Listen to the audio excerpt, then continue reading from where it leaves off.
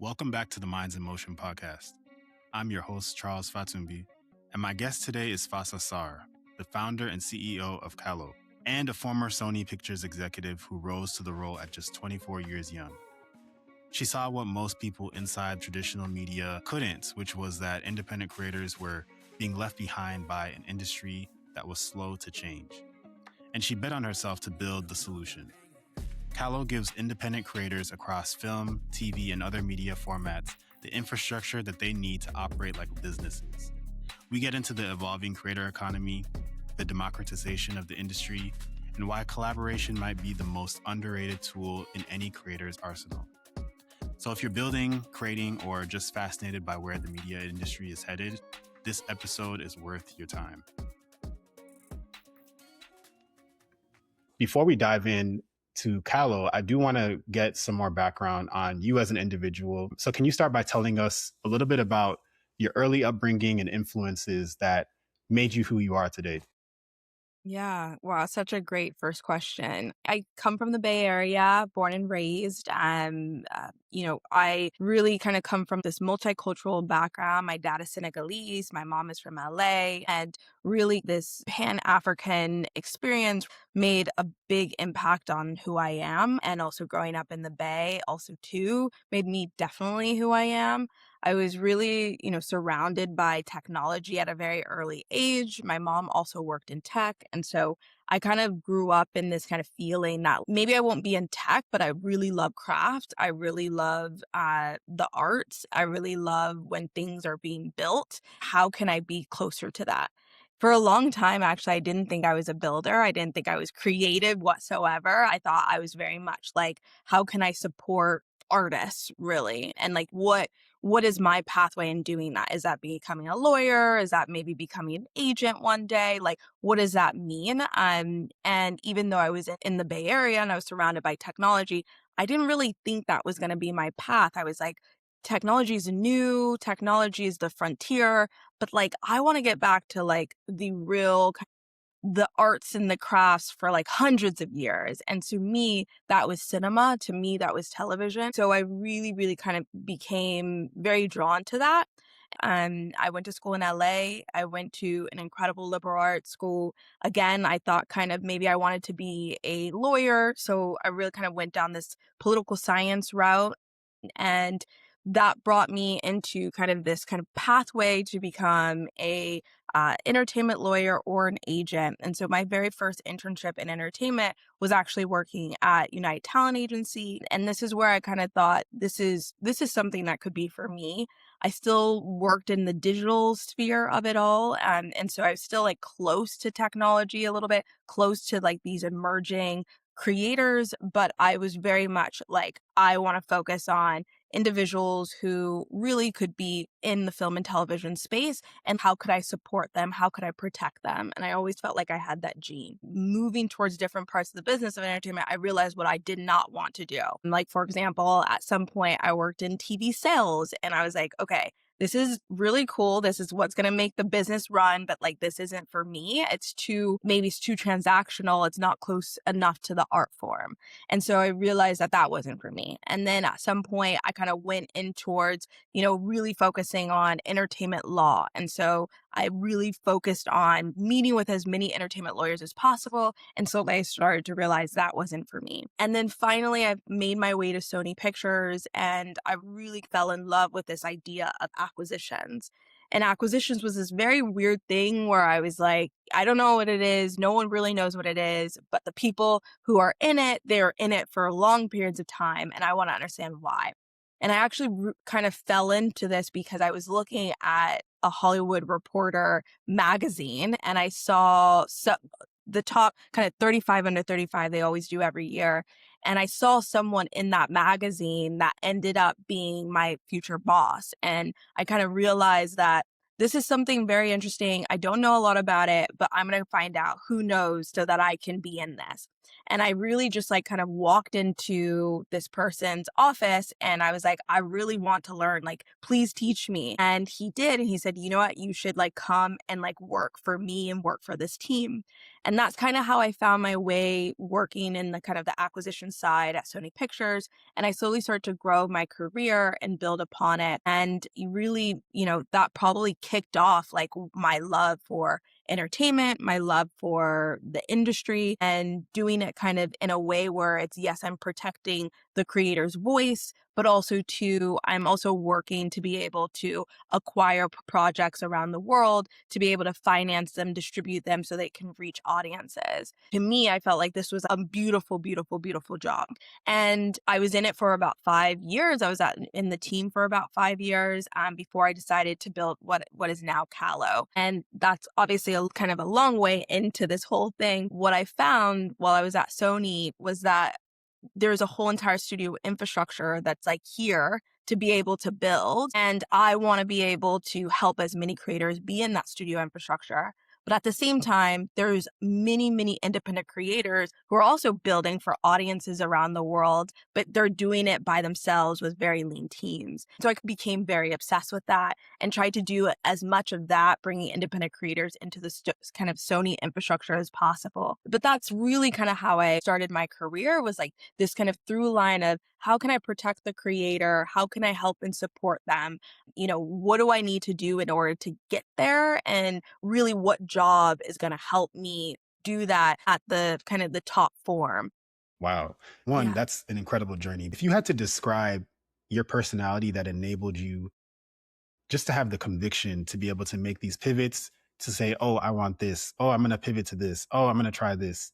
How would you describe your personality that even enables you to do this? I mean, I think it's just this feeling of like, how can I provide my own voice to be able to also be the voice for as many people as possible, right? That maybe are overlooked, not heard, are oftentimes, put to the wayside. And that level in my personality is very much like, how can I speak for, speak with, the underdog. That's really who I am at heart. I didn't mention this, but before even coming into entertainment, I thought I wanted to be a politician one day. I thought I wanted to be a congresswoman.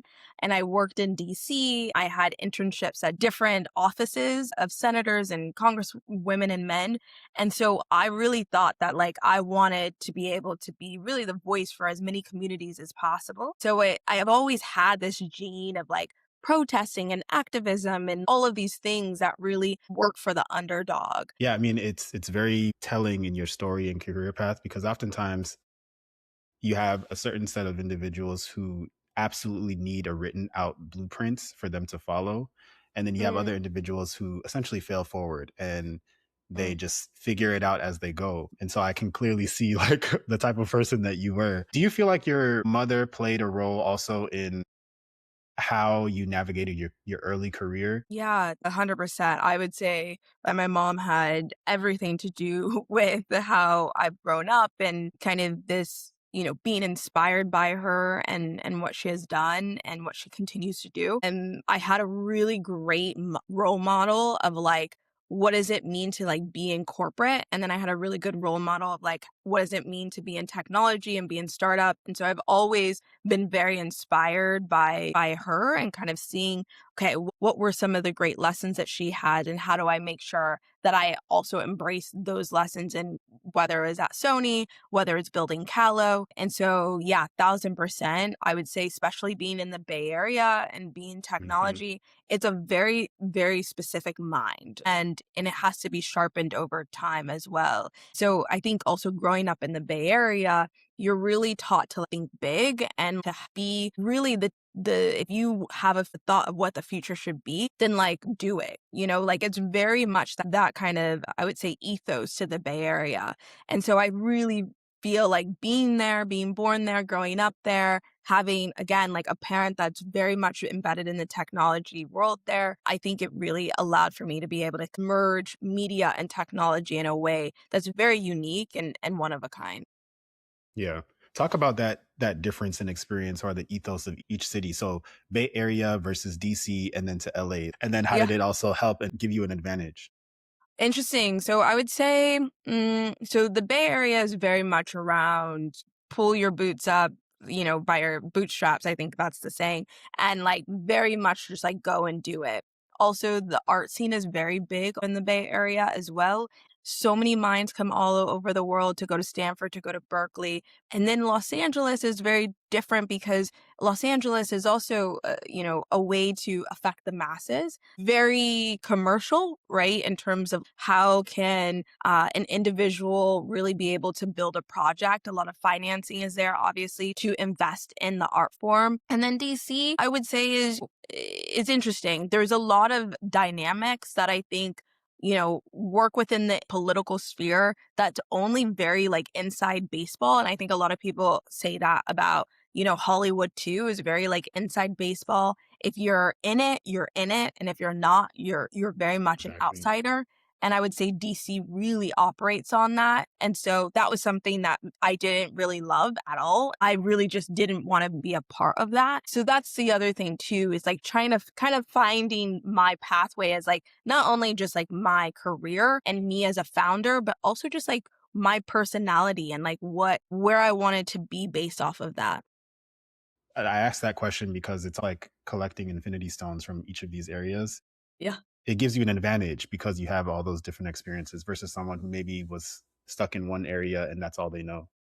Yeah. So going back Totally. to you had finished your timeline of how you got to Sony, Yeah. it's well known that you were one of the, or if not the youngest executive to rise up. Yeah. What did you learn in that experience? And just talk through how it shaped you to then go into the next thing. Yeah, so I became exec when I was 24. It was actually like the last couple days before I turned 25. But it was like one of those things where I very much was so excited to be a part of Sony in a very real way that I hadn't necessarily believed I was before, because they're like any studio, right?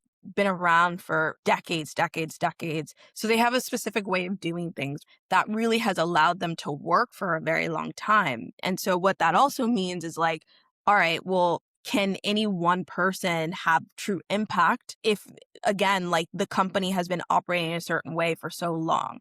For me, what was so great was being able to go to different film festivals, be able to watch as much as possible, being able to build my own taste, which I think is super important. Taste and curation is one of the most undervalued things that you can have, because so many people just think, oh, I can just create and do things. But it's like, do you actually have taste? Can you actually produce things that really will not only, impact masses of people, but is actually really subjectively good, right? So that was something that for me, I had to really consume as much as possible to slowly start to define my own taste. And even though I started that very, very, very young, right, from many different experiences, I was able to really do that at like the highest form Yeah. while being at Sony. One of the first things that I was able to do was assess and evaluate two writers that are this creative duo, and they were able to come on and pitch for this project that we were building. And they absolutely smashed it. And these two writers happened to be at the time substitute teachers. They're very emerging, very early career. They've only written on spec. They had been through some competitions, but they were, again, very nascent. When you're at a studio, it's very hard to bring new people in. So I was able to bring in these two writers that ended up being the same writers for K-pop Demon Hunters. So they came on and did our project. And then once they did our project, they were able to also pitch on the original K-pop Demon Hunters project. They came on, they were able to write it. And now, obviously, now that the movie has done incredible, best movie probably of this year, really, if anyone was to ask me. And so it was one of those things too, again, like, how do you build taste? How do you curate? How do you make sure that you are finding the next? And so at Sony, I did that. And now at Callo, I do the same thing. So it's really, really been a special time to again, take those same level of skills and apply that as a founder, moving from executive to founder. I also did find out that you're a Fulbright scholar. Is that correct? Yeah. Hmm. How so? And that also played the seeds into how Callo was built. So talk Yeah. about that journey, and then yeah, would love to dive into Callo and how that shaped the rest of the path here. Funny enough, I didn't necessarily know what Fulbright was. Someone had come to me at my undergrad and was saying, hey, do you know about this thing called Fulbright? This could be really, really interesting for you because I know that you're thinking about, possibly going back to school, either getting an MBA or maybe even studying for law. So much was changing. And I was just thinking to myself, like, okay, I want to make sure that I'm in the right path. I want to make sure that I'm doing all the things, I'm looking at all my options. Because ultimately, once I had gotten a promotion at Sony, I was like, how can I be the next big exec that runs a studio? I had really had to think, is that what I want to do? Will I be able to make as much impact that I know and believe that I can make? And so Callo was still in the back of my head because I had been meeting with a ton of different creators, a ton of different producers. And I realized that specifically on the independent side of creating projects, whether you're creating and writing a book, whether you're making something for YouTube, whether you're, independently making a film or television show, oftentimes you're doing it with, you're bootstrapping it, right? You're doing it with very little resources. You have either a very little team or no team at all. You are trying to kind of navigate this and figure out how to do it because, again, you don't necessarily have the support. And so when you come to a studio, we give you all that. But when you're independent, you're trying to navigate it a lot on your own. So I started to realize that there were these incredible creators and producers that were rep by agents, that had managers, that had, team once they got work or like once they were able to build a project. But up until that point, they were really left on their own. I started to recognize that there is really this white space of infrastructure that was needed for independent projects. Another thing that was happening that I saw was that at the time, Netflix was like, starting to go into kind of the prestige fare. I started to see that, my friends were looking at YouTube a lot, were looking at Instagram a lot and getting shows. TikTok wasn't out at that time, which is kind of bizarre to even like think about. Yeah. And so like all of these things were changing. I also saw that like very, interesting independent creators that were massing their own audiences and having their own niches were really what my friends were talking about versus like going to the movie theaters. And so I started to see that there was really this kind of thing that was happening and I couldn't put my finger on it just yet, but really I knew that things were changing. The same 6, 7, 8 studios that were being, producing projects or content for the rest of the world was not going to be what we were always going to have. I saw that and I started to look at that and I said, you know what? I think there's something here. I'm going to apply for this thing called Fulbright.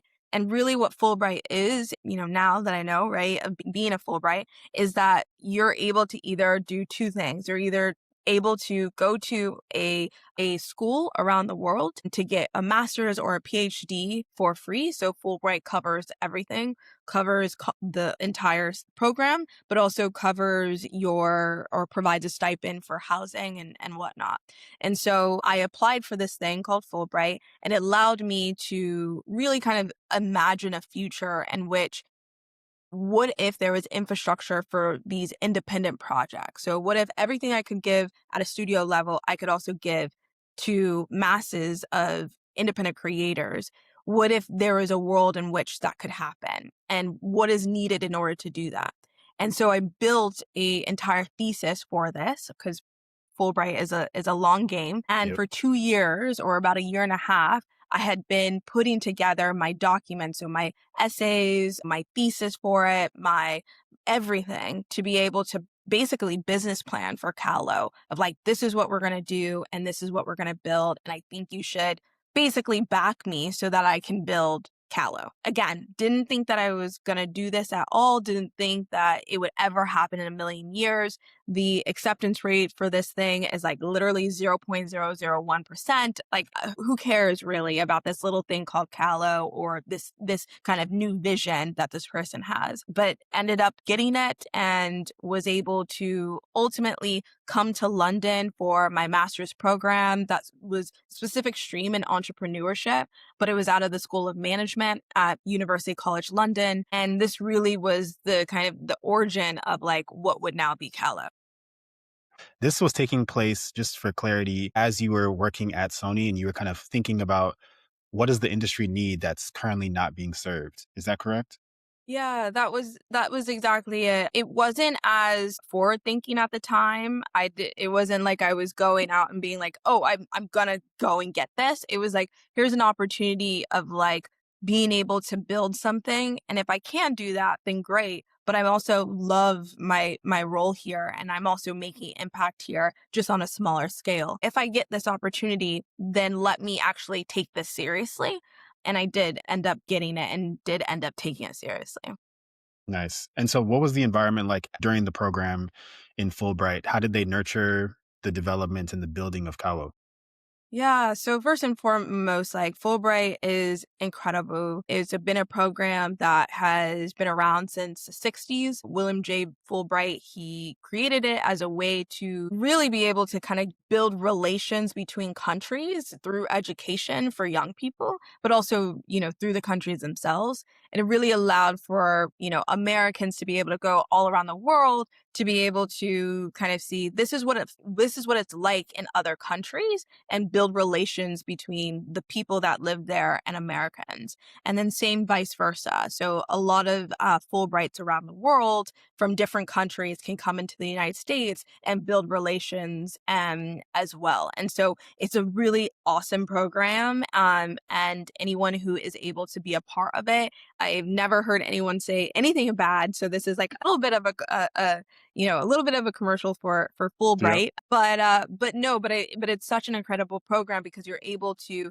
not only just meet with incredibly intelligent people around the world, but you're also able to learn from different schools. So, for example, I was at University College London. I got my master's but I was also able to go to King's College, go to Imperial, go to Oxford, go to Cambridge, and learn at different places from different professors that really ultimately helped me in my own personal development, but also was able to learn a lot about global politics too. So it wasn't just about building a technology product and learning about that, but it was also about learning about the UK and its relationships around the world. Also, too, what it allowed me to do is really tap into the arts and culture scene in the United Kingdom. So when I was building the Callo product in the very early stages, I really was touching base with producers and executives and filmmakers and artists overall. And it really was very different because I come from, entertainment in LA, which is a Mhm. very different ball game, right? Because you're dealing with multi-million dollar projects, upwards of 20, 50 and more $1 million. And so it's a very different conversation than maybe someone in the UK who's building a project that's under $1 million, but it's going to be the next Pomme d'Or. It was like a very different conversation around craft. And one of the main questions that I had always asked was like, okay, is the problem that I think that, we're facing in LA, is that the same thing in the UK or is it different? So I really asked like, okay, if infrastructure is a problem for independent projects in Los Angeles, is that the same in the UK or is it different? Is that the same in Europe overall or is it different? And what I found through our research and through my research while I was at Fulbright was actually it's much bigger of an issue, right? Because we're further from resources.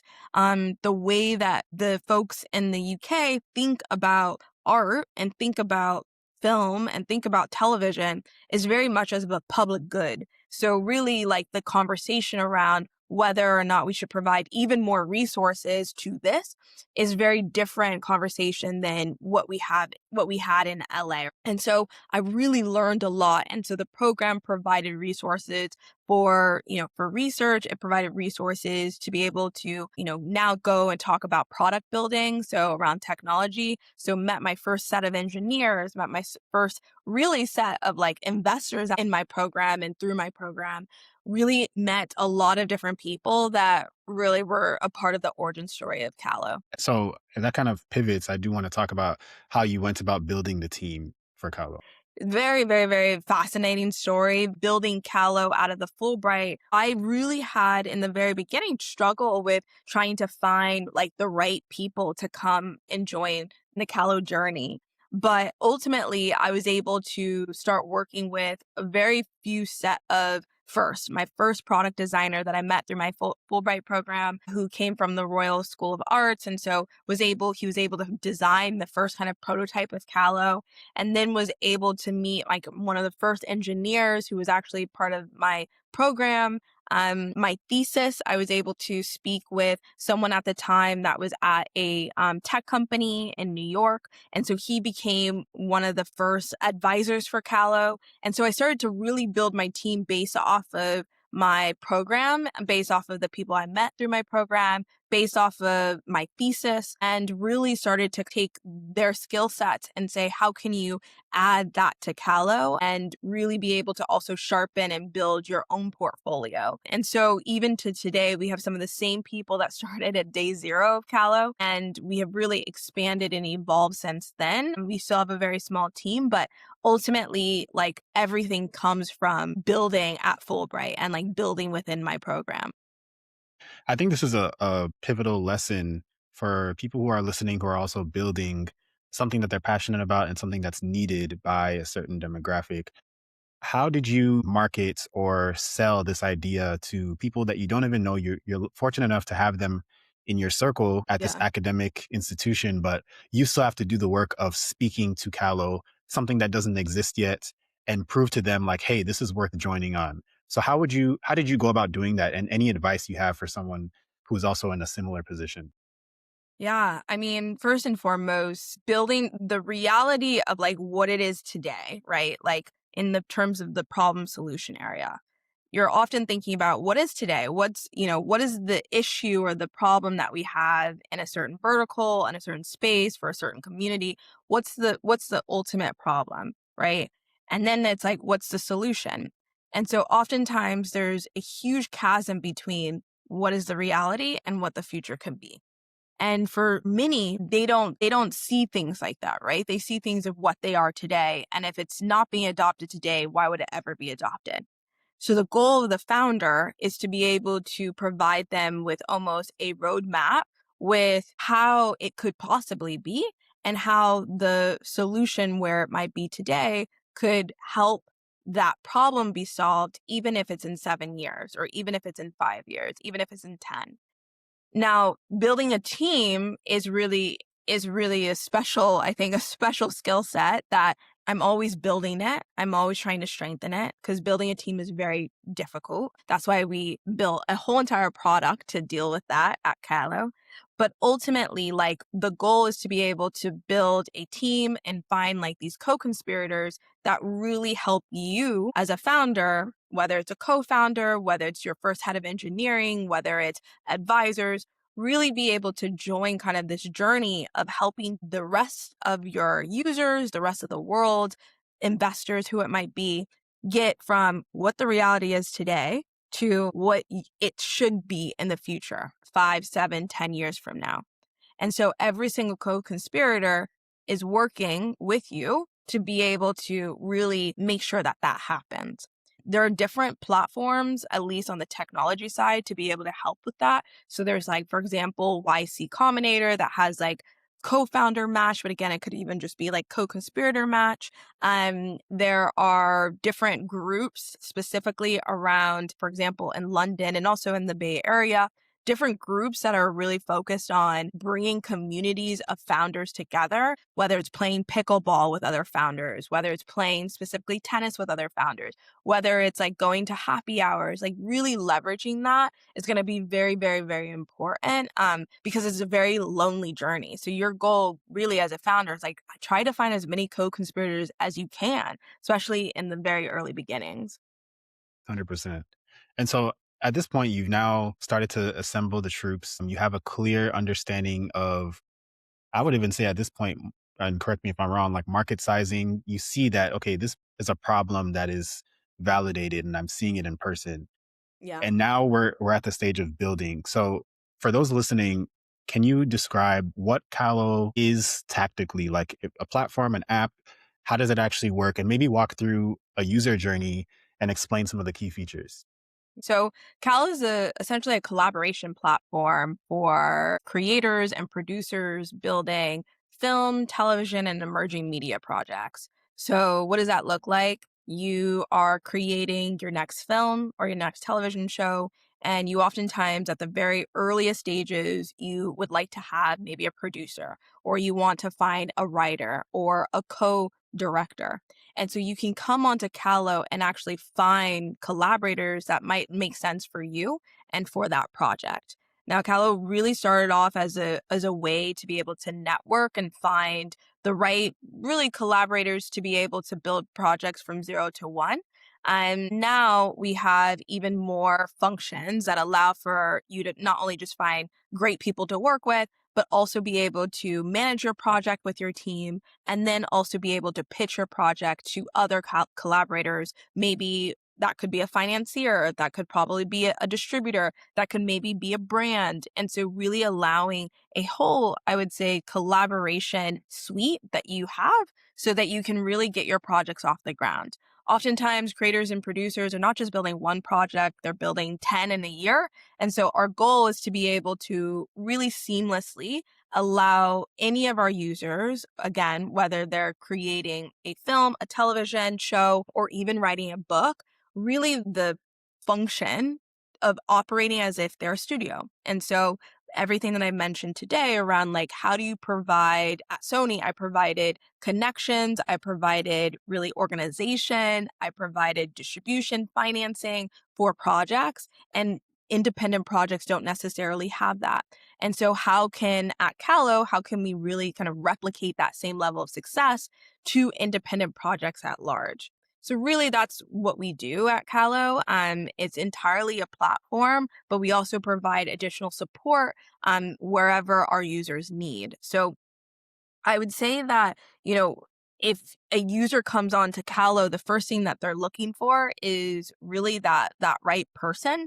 And that person is very usually highly specific to the project. So let's say I'm creating a romantic comedy. I need a producer that really focuses on romantic comedies. So you can actually come on to Callo, type in, we use conversational search to be able to help our users find the right people very specifically faster. And so you can type in, I'm looking for a producer focused on romantic comedies, maybe within the $2 million range or even less. And then Callo will actually surface up and suggest the right people that could be perfect for that project. When we looked at the entire landscape, we realized there was LinkedIn and there was Hmm. Instagram and there was, smaller networks and backdoors and parties and stuff like that. When you look at it globally, there's a lot of people that might not have the networks prior, but they're like incredibly talented. How can we provide that to both creators and producers so that they can level up? That's really what we do at Callo, and we just provide them the tooling so that they can really operate even more seamlessly or faster. Most recently, we had a project just go into production. It's an independent television pilot, and it was with this creator named Julie Goldstone. She is a photographer by originally she's worked for the New York Times. She's worked also for Vogue.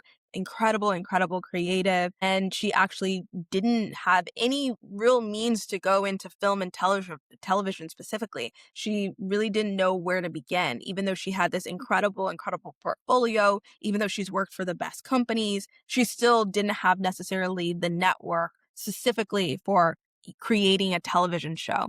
So she came to Callo and she started working on the platform, and she started to really build out her network through being able to find the right individuals, her producer, her writer. And ultimately, she was able to find those individuals so that she could create her first independent pilot and also creating a feature film. And so she found those individuals, she started working and managing the project on Callo. And now that independent pilot has just gone through production. And Sherry Cola is an executive producer on it. Ali Maki is a star of it. Annie Huang also is the producer that she found on Callo for it. R.K. Russell also executive produced it. And so there's so much momentum and steam now because she used Callo to be able to find those individuals and to start building her project through that. So that's an example of a recent Yeah. example that happened, but yes. Wow, that's super fascinating. And it's literally the prime example of network effects. Cause I imagine once she was able to connect with one person, that person maybe has a network of their own, and then it kind of grows and grows from there. From a Yeah. product standpoint, did you have to build a prototype, and were all these features necessary in order to demonstrate like, oh, this is something worth investing in?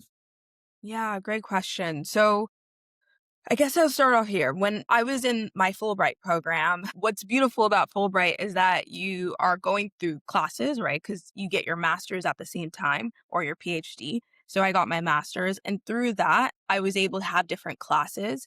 I had classes on product design. I had classes on specifically operations. So, like, really building kind of operational excellence. I had classes really focused on, what exactly is the market and how are you able to test that market from a strategy perspective.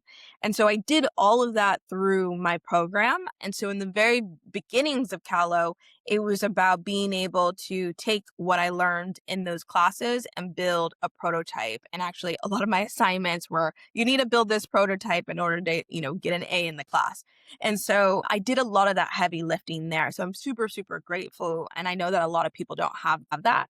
But what I also didn't have is I didn't have AI tools, for example. So a lot of it is like, there's so many AI tools that help with prototyping today, whether it's Figma Make or using Lovable. And so I didn't have any of those things. I worked with specifically, a really incredible product designer, and we prototyped it together. And so I'm really thankful for that because I was able to really kind of see what we could do. We made a lot of mistakes through that as well, a lot of mistakes. Some of those mistakes had to do with what we thought users needed or how fast users needed a network. We underestimated.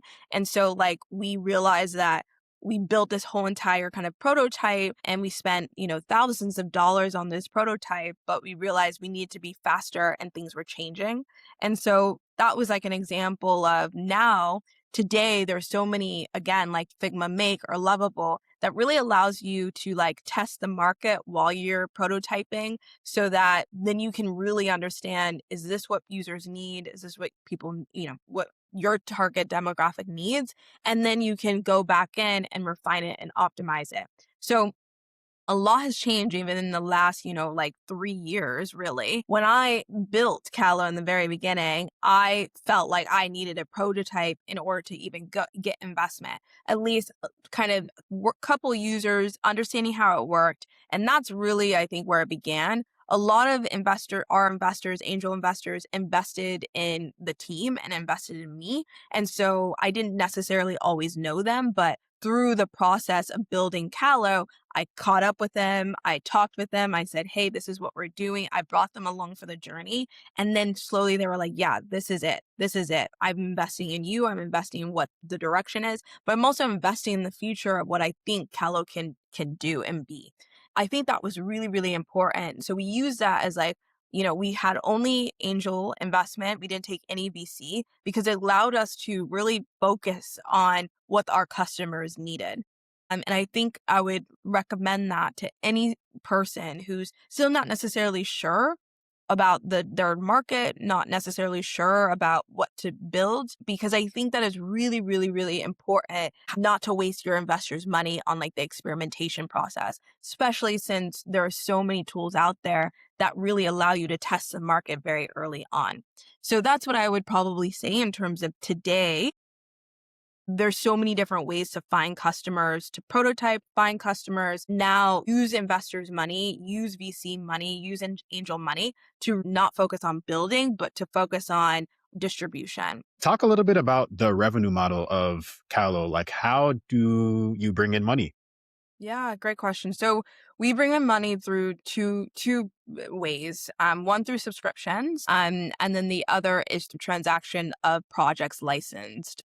So it could be a project that we help find a production company for, or a project that we help sell into a home like a Netflix or an Apple, or maybe even a smaller distributor. Or lastly, really being able to kind of help them build their team and license that project. That's where the 5% comes in.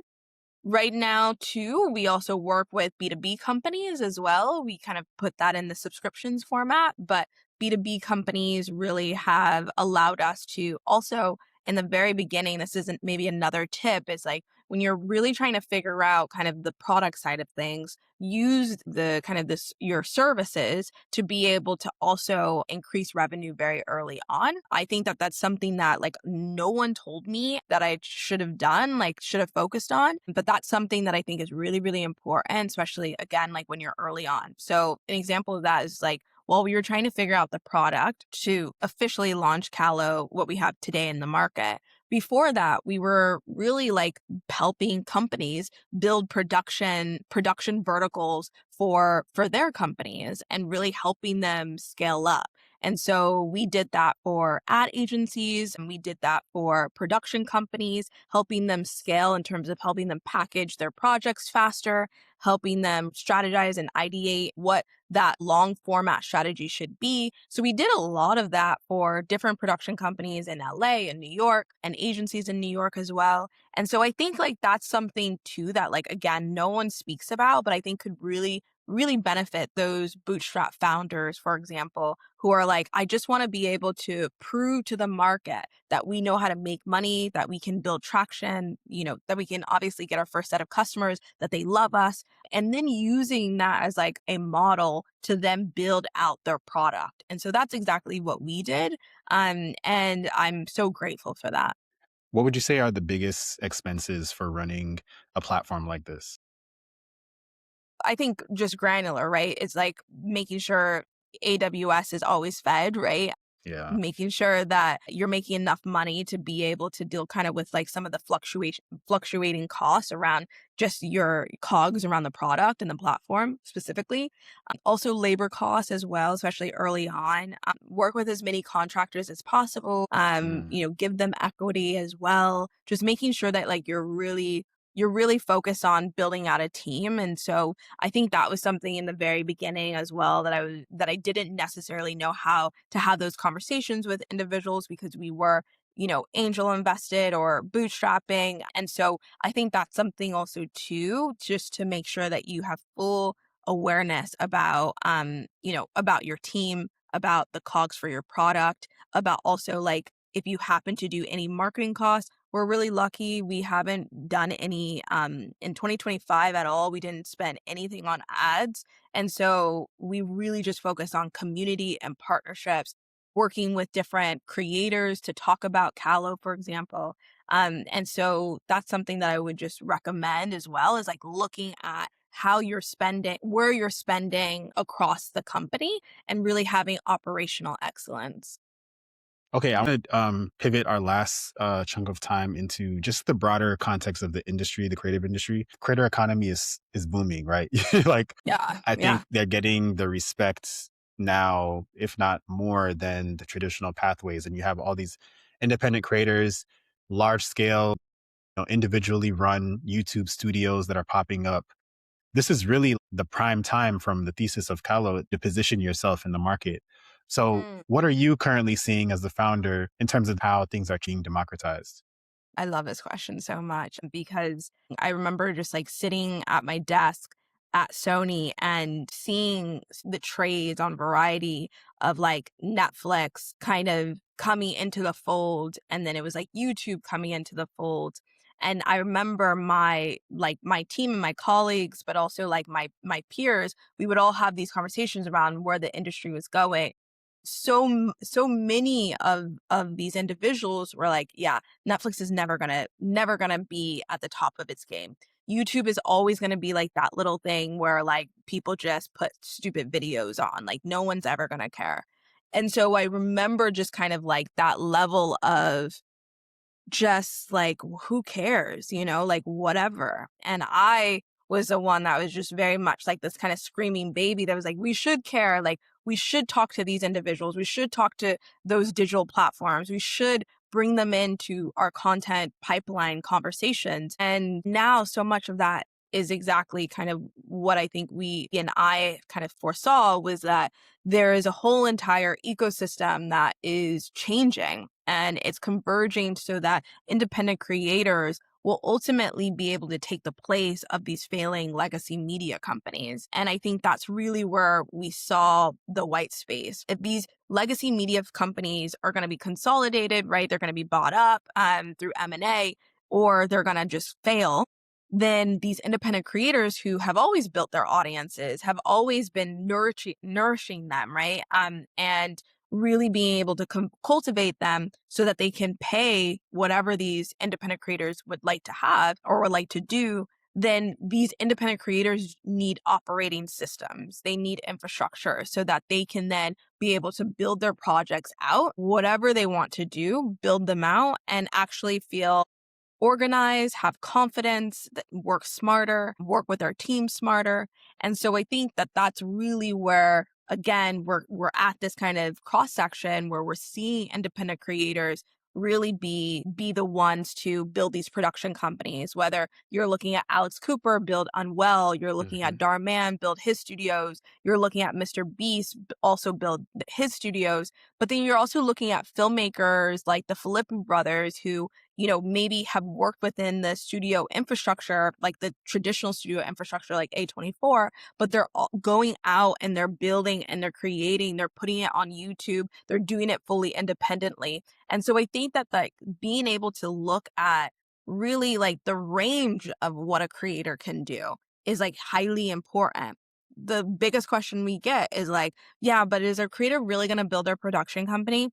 I mean, if it's going to bring them more money, like if it's going to be able to help them become a true SMB, right? If it's going to really be able to provide them with a stream of revenue, yeah, they will. Being able to understand that very early on for Callo was the number one thing that I think we got right was like the industry was going to change. And not only just the industry, but the economics also have to change. And so right now, I think that's what's happening is like we know that the creator has changed. They become this kind of like super class of creators, but now the economics also have to change for it to make sense. So the super class creator has also their audience, that audience is feeding them, but how do you make sure that you continue to do that in a premium way so that the economics also make sense for the super class creator, I say.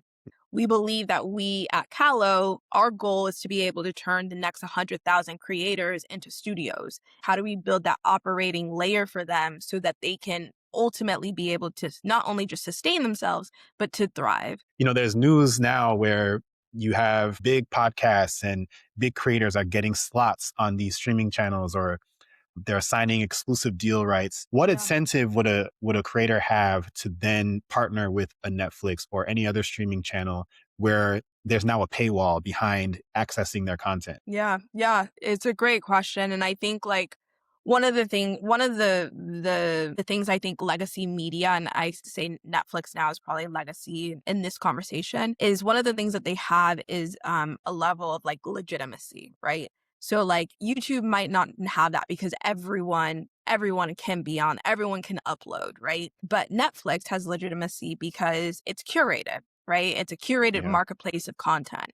And so a lot of these, podcasts are like, hey, I want to be in the Netflix ecosystem. Yes, we might be talking about, this show here, maybe The Breakfast Club on Right. Netflix, but ultimately, like, I want to make sure that we can have a bigger conversation when it comes to another show or when it comes to building out something scripted even, right? And so it's the creator themselves or the company that creates these podcasts, they're also thinking longevity in terms of how do we make sure that we can ultimately tap into a bigger ecosystem later on, one. Two, it's about being able to be everywhere all at once, which again, like, let's not get it like wrong. Like Netflix is still Yeah. the leader when it comes to streaming. Maybe not necessarily again when it comes to UGC in this way, right? But when it comes to premium content, 100% Netflix is the winner.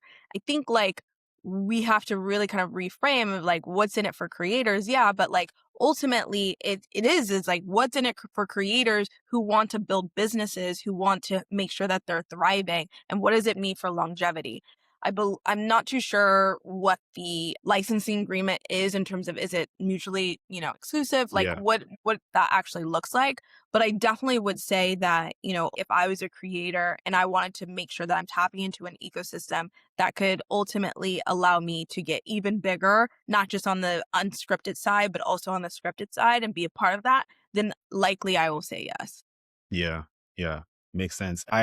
So I even think about the flip side of that. Recently read you guys' amazing Substack, by the way, that you guys recently launched. But there was obviously the news about Oscars moving to YouTube. Yeah. And in a way, I'm like, this is probably YouTube's strategy or method in legitimizing themselves as well, because now you have the cream of the crop. Like there's no other top programming that represents film. And so to bring that onto the platform and have all these eyeballs, I feel like Yeah. that's their way of fighting back is like, oh, we're not just this wild, wild west for anyone to upload anything. I mean, we are, but we also have premium television programming that this is where you can also come and watch it.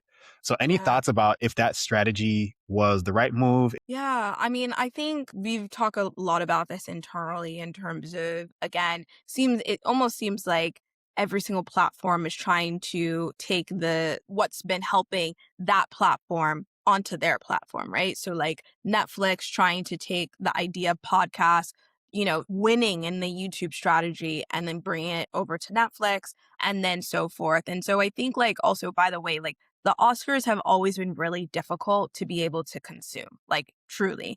You have to, for so long, it's been on ABC. You had to like make sure that you had an ABC, account, paid account in order to see it. And so there's always been like so many issues when you're trying to get and see these, awards. And so any way to be able to help the awards be more accessible to the mass audiences will only help to, again, not just like legitimize YouTube, but also be able to help provide longevity for the Oscars, right? For cinema. And so I think like that's really the goal. It's like how in this very, fast moving landscape, right? Do we make sure that we can consistently be able to show up to audiences wherever they are, and be the topic of conversation. I think Yeah. like for so long, cinema has been not the topic of conversation over these last few years. And so it's like really being able to come back to get to the movie. So that's, I think, from the point of view of the Academy, I think that was a smart move, really. And by the way, whether it was YouTube or Netflix, I still think those two would have been a smart move. So Mhm. that's on that. And then in terms of, YouTube kind of looking at it, I think you're right. Like I think it's like how can you help these creators, build IP in the long run, right? And if YouTube is the home to the Oscars, it really also allows for the Oscars to be for YouTube creators to be like, I want to have that movie be the topic of conversation, be nominated at the Oscars one day, right? So it also like provides wishful thinking to a whole generation of even YouTube creators. So I think on one hand, it's about the audience, right? Being able to access, which we haven't necessarily seen at this scale before. And then on the other side, it's like, or on another layer, it's also about, creators on YouTube having the ability to be like, oh, this matters again. Like this does have importance. Last thing I would say about this, I think YouTube specifically, they're also thinking about how they could really use this as like a marketing engine. For so long, they've had, Oscar clips be uploaded by other Yeah. creators, right? Whether it was uploading Oscar clips or it was like some other entity uploading. Now YouTube has the ability to own this and own the conversation. And so I think that's like really special. Now the question is like, does it cheapen the brand? Like, does, Mm, the cheapen the Academy brand? I don't know, right? Because again, by nature, psychologically, if you have more people accessing it, that means that there's less prestige to it. And yeah. so that's the other thing that I think about when we're thinking about this conversation on whether or not YouTube should belong in Hollywood. So I'm so happy that you read our Substack. This is a very Yes. new Substack, but people have really been loving it. So this was an article that I'm so glad really got the legs. Yeah. And I mean, you hit on something so important and was actually a prediction I was thinking about. I predict they will Yeah. eventually make a category for independent creators, filmmakers that still produce high quality material, but having that own section highlighted. And the Mm, downside, or maybe the flip side of that, is I wonder if that'll in effect cheapen the brand. I hope it yeah. doesn't, but Yeah. I can see that being like an effect of adding that. But we'll see. I think what is it, 2029? They're not introducing it to the platform. So we'll see how that goes. I know. Wrapping up, I just want you to talk about, long-term vision for Callo. Our 7-year goal, or North Star, is that we become really ubiquitous to the entire entertainment community, but creator economy community as well, which we believe is going to converge. And ultimately, our aim is to really be like I mentioned, the operating infrastructure for how projects get made. So you come to Callo and it's about, how do I build my team? How do I create this project? How do I manage this project? How do I pitch it to the right folks? And so, really, this level of operating infrastructure is what's been missing in the independent sphere. And so, our aim is to bring it out to the world and not just again, like in LA or New York, really just helping those that might be closer to resources, but really like, what does this look like in Spain? What does this look like in Senegal? What does this look like really in the world, right? Having that level of operating infrastructure that just does not exist. It helps to connect a fragmented ecosystem. So that's really like our number one goal. The second goal that we have is, again, as I mentioned, really being able to help our creators become SMBs. Right now, they might be solo creators. They might really struggle in getting their projects made, struggle in making revenue, struggle and really having the level, again, of like operational, I would say, excellence that they need in order to really get to the next level. And so our aim at Callo is really probably this is the impact of us of like, how do we help as many creators build thriving companies as possible through the projects that they create on Callo and ultimately the studio that they build on Callo. So that's like our North Star. And so our near term goal really is around, helping your creators become studios. Our larger North Star goal would really be about how can we be ubiquitous to the entire entertainment community. Are there any missing pieces that you can think of from a founder perspective that will help Callo get to that long-term goal? And this can be tactically like, we really need to refine this part of the product, or we really need to just build more traction in this particular market. What would you say are those missing pieces? Yeah, I mean, you can always do more, right? Like as Yeah. a team, as an early team, we're early stage. We just launched our product 10 weeks ago, 11 weeks ago now. And so even though we've been around for about 3 years and we've been building, we've been researching, we've been working with companies, our actual product has been out in the market for a short period of time. And so we're always looking at how can we better optimize and refine and really be again the base for as many creators and producers around the world as possible. And so that will always be the thing, right? Especially for overly ambitious teams like ours. I mean, I think probably a big kind of again short-term goal for us is like how do we really build out the experience of building a project across Callo. And so what that actually looks like, we're still establishing that. But ultimately it's like, how do we make sure that again, our creators feel supported, they have the confidence so that when they go out into the world and they pitch their project, they know exactly what they're doing and they feel like they can totally kill it out there. And so that's really like our top goal and what we're focused on in terms of the product side of things. Makes sense. And then Yeah. personally, for you as a founder, being amongst such a shifting industry where there's Yeah. a lot of hype and buzz around this conversation, how are you doing as a founder and leading the charge in this effort?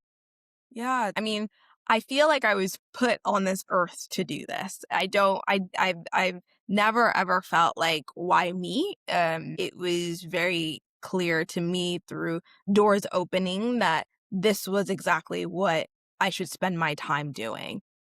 I'd probably do this even if we, were making no money and we were just really focused on being able to provide this to as many people as possible. This is something that I definitely would say as a founder, I really feel like I found my alignment. I know that a lot of founders probably can't say this, that they maybe focus on like just projects or companies that maybe they're not really in love with. And so for me, like I really, really, really have gone through a lot of different experiences to be able to build something like Callo. So now I feel like I'm in my alignment. And so I feel really, really excited, especially for 2026. This is truly, we had such an incredible year last year, but this year will definitely be even more incredible. And so I only feel like this kind of fire inside to like unlock as much as possible for our users. Also, too, I think personally, as a kind of a new manager, really a team leader. I also feel excited to be able to help my team individually meet their professional goals as well. So I just feel like we're in this really special spot where we're early, but we now know what we're doing. Really being able to unlock that next level of success is something I'm really focused on. Yeah. Alignment, that's the word of the year. And lastly, how can listeners engage or support what you're building? Yeah, definitely can come over to our website, www.wearecallo.com, Instagram, We Are Callo, and then of course be able to, follow us on LinkedIn, follow us on Instagram, and also join our Substack. We're always talking about new trending topics around entertainment, around media, around creator economy, around how people are building, how people are creating right now. And so that's something we're really focused on. So if you want to be a part of that conversation, definitely, definitely follow us there too. I hope that people leave this conversation listening and feeling inspired to take on the challenges that come with building a startup or even just pursuing an idea. And also Mm. navigating, if you're not even interested in startup, just how you navigated your career, I think alone is inspiring. So I wish you all the best in continuing to build and chart the path for this industry. And I hope we can talk again soon. Thank you so much for having me.